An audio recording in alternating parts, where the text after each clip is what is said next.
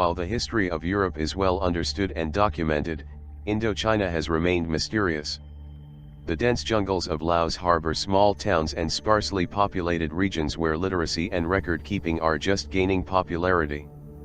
And so, when the first explorers found thousands of massive stone jars, stretching across hundreds of miles, the questions of who could have done them and why they were made was not easy to answer.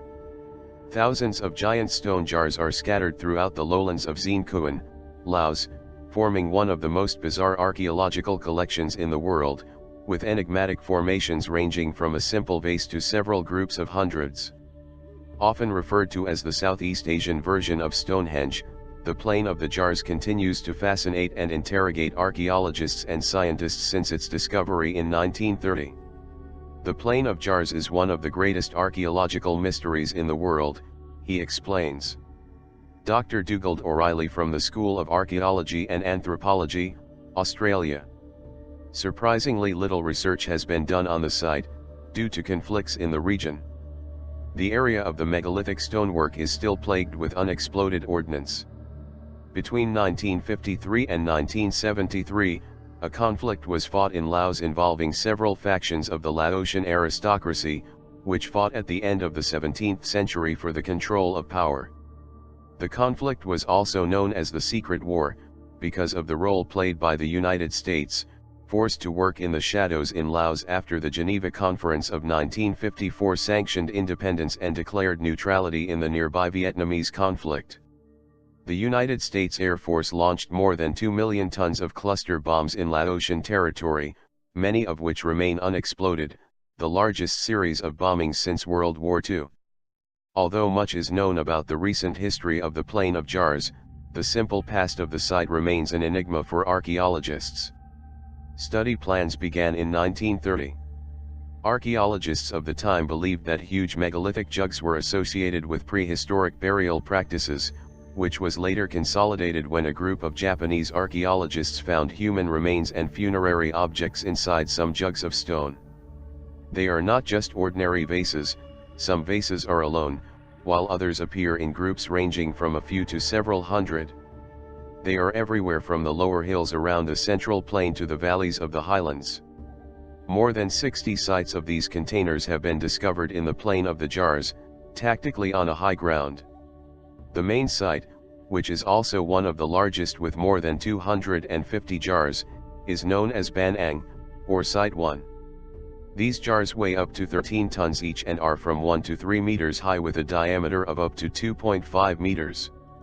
Although jars with a lid have not been found in place, most have lip borders, which may indicate that most endured a cover made from perishable materials. Several stone tops have been found with carvings of figures that are believed to be of monkeys, tigers, and frogs. But what was the purpose of the jugs? Orthodox archaeology dates the Plain of the Jars at the beginning of the Iron Age, approximately 500 BC to 800 AD. Most jars are made of sandstone and others of granite. Granite is one of the hardest materials on the planet. It is clear that the people who made these structures had an excellent knowledge of the right material and techniques. According to the research of foreign archaeologists and some parts of the Lao investigation, they came to the same conclusion that a drill class was used. They were not molded because these stones in that period were soft stones and they have been hollowed out for many years. An old burial site? Although the results of the series of excavations seem to corroborate the theories of the archaeologists, there is no solid evidence to prove their claims about the actual purpose of the stone vessels in Xiên Khouan. What is certain for many is that these urns have somehow been used in funeral practices dating back to 2,000 years ago.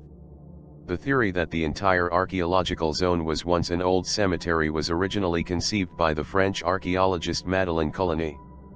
In 1930, he excavated a natural cave located at Site 1. Using an artifact he found, he theorized that the cave, called Number 1, had once been a crematorium. The fact that its roof has two artificial openings that resembled chimneys seems to confirm the alleged purpose of the cave. These results led Coligny to investigate the origin and purpose of the surrounding jugs as well. What the archaeologist found later gave credence to his theory. Several stone discs were discovered near the jars to serve as tombstones. He also found some grains, teeth, and fragments of human bones inside the jugs, all of which showed signs of burns. As for the pits that surround most of the stone jugs, Coligny presumes that they were used to bury the bodies that were not burned. Local folklore says that the area used to be inhabited by a race of giants, and that its king Kuncheng held a celebration after a victorious battle in a long and brutal war.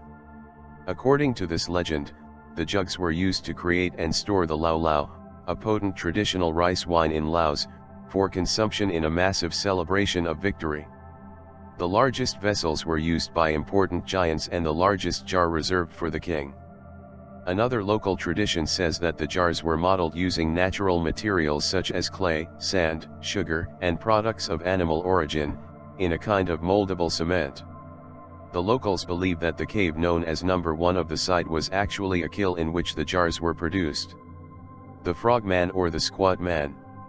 Although most of the jugs are undecorated, there is a single jug that is adorned with a carving found inside one, often called frogman.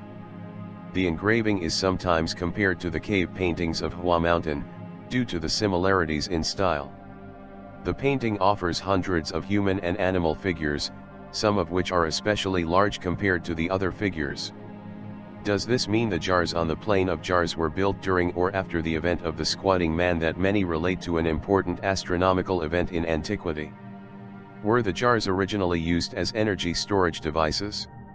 It is possible that the jugs had many uses throughout history, perhaps originally made for the storage of something, but later it was used as a burial urn. Perhaps some future archaeological work reveals the who and the why of these stone jars, but do not hold your breath. Decades of war and, more recently, the unloading of unexploded ordnance by the United States pilots who returned to their bases in Vietnam have made the area one of the most dangerous places on Earth. Every year, people die or lose their legs, arms and eyes due to these hidden bombs.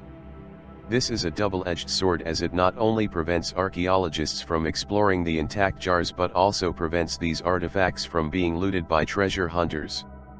Meanwhile, the huge jugs will continue to wait for the giants to celebrate another war won, a war in which surely you would not want to be.